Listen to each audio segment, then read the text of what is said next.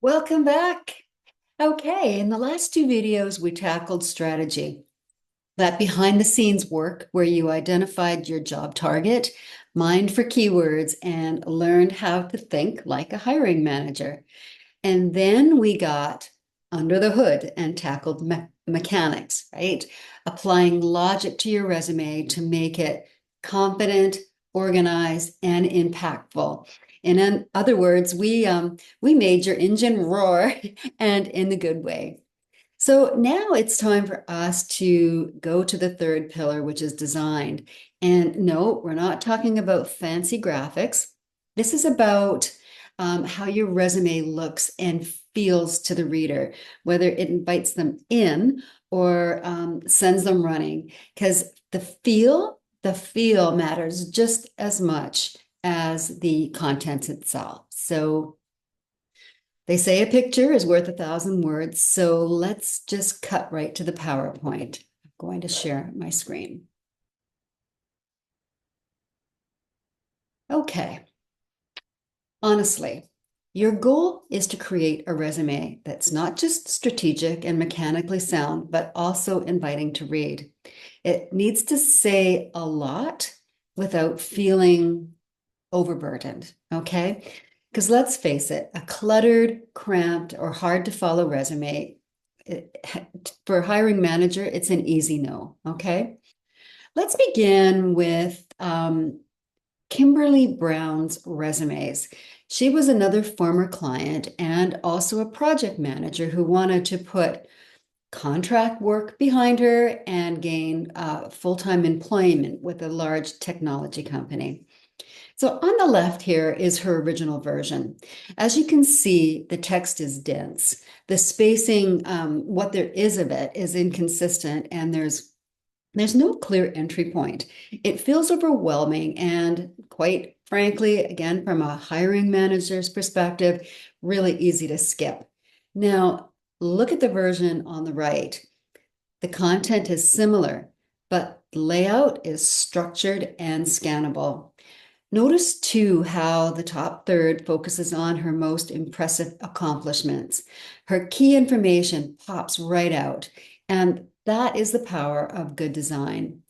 Um, by the way, as an aside, Kimberly handed out her printed copies of this resume, which is why you can see some added text and boxes and visuals and sort of and so on.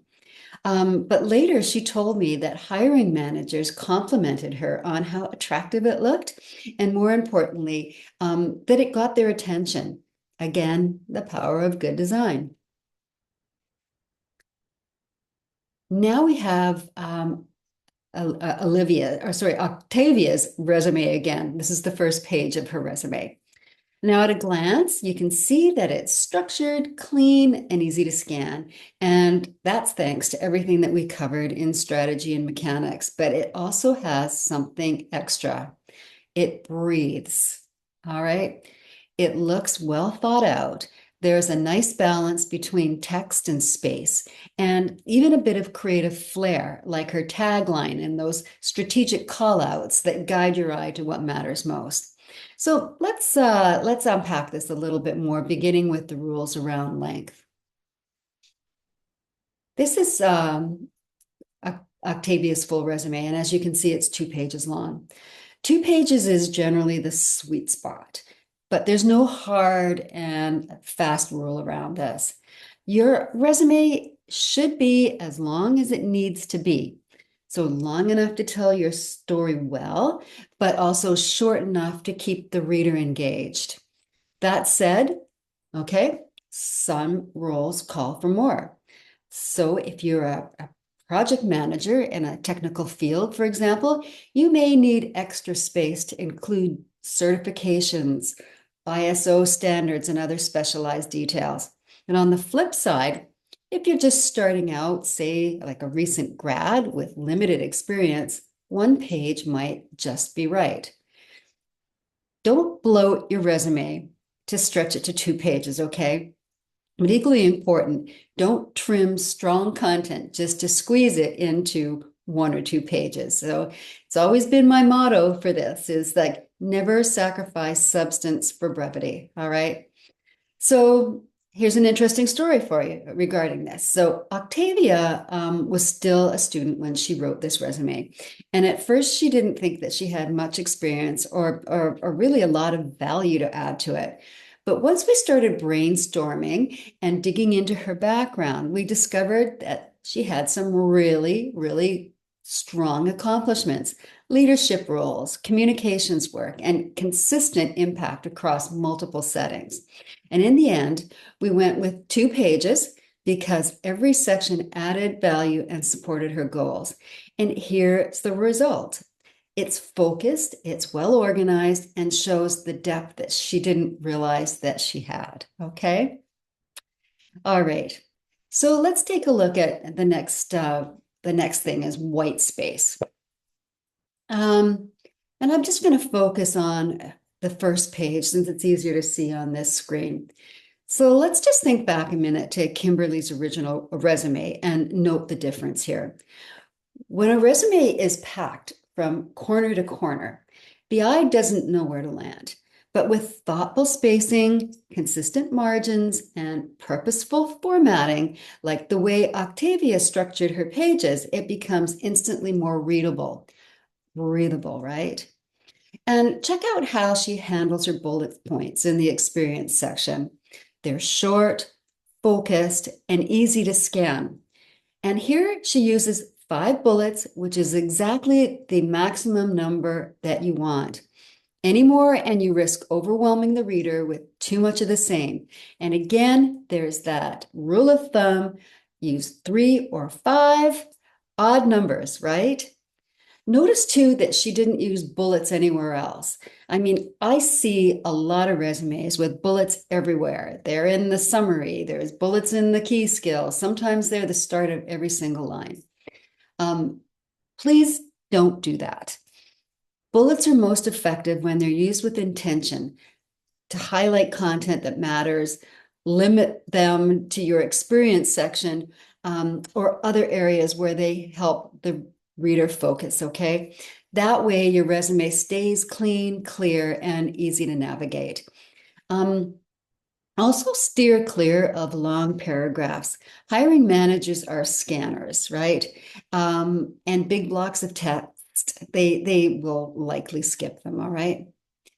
Okay, now let's take a look at visual interest. When it comes to visual interest, you don't need flashy design or multiple fonts. Small, intentional touches like a banner, bold section headers, and strategic use of space can go a long way. Octavia chose a more minimal approach and skipped color, but see how that soft banner beneath her contact details adds structure and sets the stage for her strong headline? Now, compare that to the second example, where a touch of color draws the eye and reinforces this client's tone and message. Patricia Tedford, the client that we wrote this one for, she actually told me that similar to Kimberly, that she also received compliments on the design and that it helped her resume stand out in a very crowded field and got her an interview. So, right? Good to know. These elements do guide the reader. They guide them. They keep them oriented and they make a resume stand out in like, a sea of sameness, right? Just remember, though, you're still designing for ATS. So ensure that you keep your structure clear and straightforward. At the same time, though, please don't be afraid to show a little of your personality, all right? So let's just go over a couple of design basics, starting with font. Make sure that you choose a clean sans serif font like Calibri or Arial. These are much easier to read on a screen. And don't go too small. 10 to 11 points is usually ideal for readability. Now let's just talk a little bit about margins. Whoops. Let's just talk a little bit about margins. Make sure that you leave at least 2 centimeters on all sides. The PowerPoint here is actually chopping off the margins on the top and bottom, but believe me, they are there. And the reason for leaving 2 centimeters on all sides, beyond making the whole thing feel more breathable, is many recruiters still print resumes to use when they are interviewing, and wider margins gives them space to jot down notes. All right. Um, Next thing, though, I cannot wrap up the design section without mentioning writing skills, because even the best design can't say poor writing. So take a look at Octavia's before and after. Her original at the top, it wasn't bad at all, but like many students, it needed tightening and some help with parallel structure. Okay, so you're probably wondering, what is parallel structure? It just means writing your bullet points in a consistent way, like starting each one with a past tense action verb. It creates rhythm, it creates clarity, and it just makes your resume much easier to scan. So here's what I mean. Right off, she begins with a responsibility statement, which, that's a no-no in my world, but here we go. Responsible for creating and delivering a new MasterCard training program to Sport Check 313 employees, utilizing my strong organizational abilities and critical thinking skills, ensuring the training was clear and effective, remains in effect today, 3 years in brackets. Whew.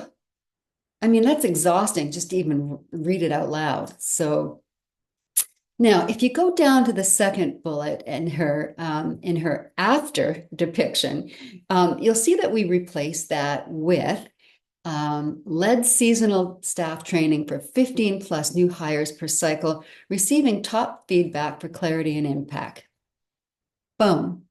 Okay, can you see the difference? The second one is sharper, more active, and way, way, way easier to read.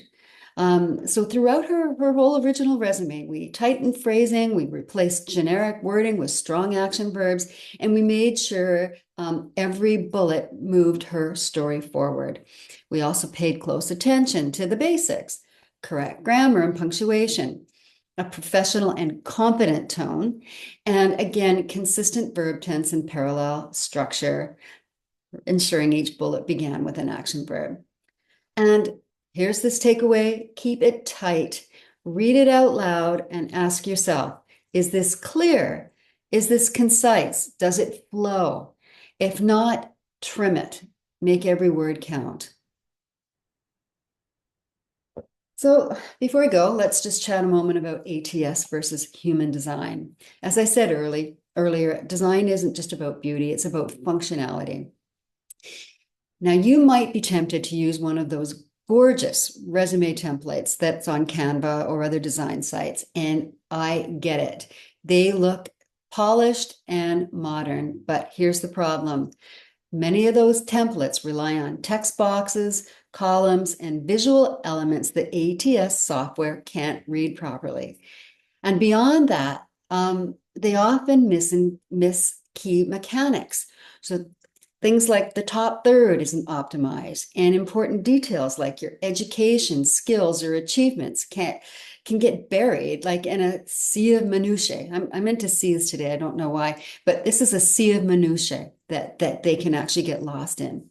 So clean, structured formatting, like we saw in Octavia's resume, it just looks professional and it keeps your content accessible to both humans and software. So, what do you think of Octavia's resume journey? I think it's pretty impressive. But here's the thing, it didn't happen by accident. It's the result of a thoughtful blend of all three pillars. First of all, strategy, knowing what to include, mechanics, knowing how to phrase and organize it, and design, knowing how to make it stand out. And if you think back, folks, on your lessons on persuasive messaging, because really a resume is nothing more than a persuasive document, these three pillars align perfectly with the rhetorical triangle. Logos as your logic and structure, ethos and credibility and professionalism, and pathos is tone, personality, and value, right? How it makes you feel, right? And Octavia's resume works because it brings all three of those things together with intention. So, just in closing, a well designed resume doesn't shout, it guides, it highlights your strengths and makes life easier for recruiters. And let's face it, when you make their job easier, you are far more likely to get the call back.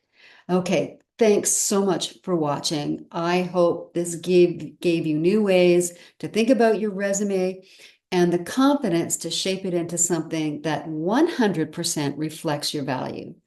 You got this. Okay, folks, bye for now.